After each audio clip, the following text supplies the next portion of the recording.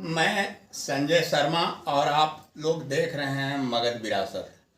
हम अभी एक ऐसे शख्स के गांव में हैं जो जिसे सरस्वती का वरद पुत्र कहा जाता है और उनके गांव के बारे में सिर्फ इतिहास में हम लोग पढ़ते आए हैं। उनका नाम है बाण भट्ट। बाण भट्ट कौन थे, क्या थे, ये हम आगे बताएंगे। और ये हम उस जगह खड़े हैं जहाँ एक ऐसे इस शख्स कह लीजिए शख्सियत जो उनके नाम पर एक विद्यालय खड़ा कर दिए हैं और इसके बारे में भी हम बताएंगे। पहले बता देते हैं कि बाण भट्ट जो थे वो राजा हर्षवर्धन के दरबारी कवि थे और उनकी दो अमर कृतियां हैं, एक हर्षचरितम और एक कादंबरी। ऐसे एक दो पुस्तकें उन्होंने और लिखे हैं, लेकिन ये अमर कृतियां हैं। तो पहले के जो लेखक होते थे, कवि होते थे, वो अपने बारे में नहीं लिखते थे। तो बाण भट्ट भी हर्षचरितम लिखे, राजा हर्षवर्धन के नाम पर उन्होंने पुस्तक लिखी, लेकिन अपने बारे में कि कब उनका जन्म हुआ और यहाँ तक जन्म मृत्यु का कोई उल्लेख नहीं है। लेकिन ये बता दें कि ये औरंगाबाद जिला में पड़ता है, यहीं उनका जन्म हुआ है। जो प्रीतिकूट, ये जो आप पीरू है, ये प्रीतिकूट था। और हर्षचरितम में पृष्ठ संख्या 38 में इसका कुछ वर्णन है कि ये सोन नदी से मतलब पश्चिम था, यानी सोन नदी जो आज है वो यानी कि इस गांव से पहले पूरब होकर के बहा करती थी। तो जैसा कि है, सोन नदी से 2 कोस पश्चिम ये गांव था प्रीतिकूट। अभी हम लोग प्राथमिक विद्यालय पर खड़े हैं।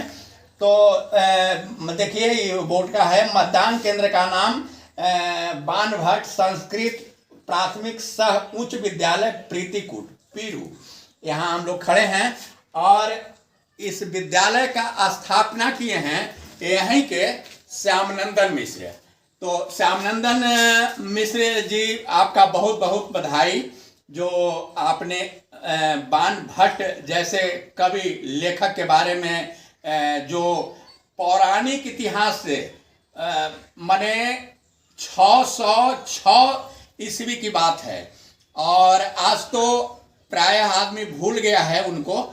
और जरा सा दिखा दीजिए कि जिस समय बना होगा उस समय मतलब ही कैसा होगा। तो ये स्थापना किए थे 1980 में स्थापना किए थे इस विद्यालय का। और 1982 में भारत भर के विद्वान बुलाए थे, संस्कृत के विद्वान बुलाए थे, यहाँ पे सेमिनार कराए थे। और 1984 में भारत या बिहार के मुख्य सचिव के श्रीवास्तव इसका उद्घाटन किए थे। लेकिन अभी तक वीडियो में आपने देखा कि वो मतलब किस हालत में है से न जो टीचर हैं उनको पेमेंट बढ़िया से मिल पाता है, न छात्रों को मतलब और चीज़ सुविधा मुहैया हो पाता है। किसी प्रकार बेचारे ये चला रहे हैं। तो हम सबसे पहले उनसे पूछेंगे कि सर, आप इतना बड़ा काम किए, बाण भट्ट पर इतना कर रहे हैं, से कैसा लगता है जब बाण भट्ट के बारे में कोई माने आपसे चर्चा करता है? मुझे तो बहुत प्रसन्नता होती है, लेकिन जन सहयोग के अभाव में और सरकार के सहयोग के अभाव में ये विद्यालय जो शिक्षक के वेतन भुगतान नहीं हो पा रहा है, इसलिए विद्यार्थी भी संस्कृत में पढ़ने से रुचि नहीं ले रहे हैं। इसलिए कि बच्चों को भी तो कोई भोजन का प्रबंध नहीं है, न कपड़ा है, न ये इसको स्कॉलरशिप कहते हैं, नहीं भुगतान होता है।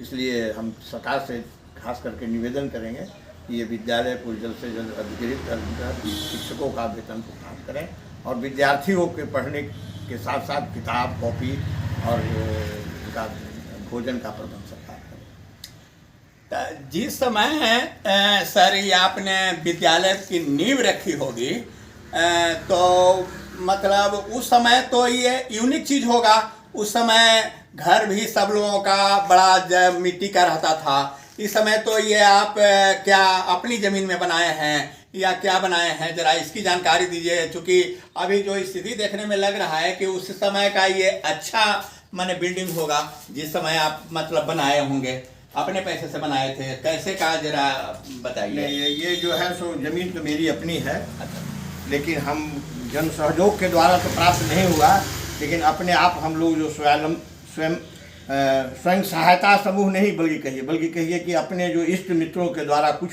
परिवार से सहयोग कुछ मिला है, बाकी अन्य किसी से नहीं मिला है, सरकार से एक पैसा नहीं मिला है।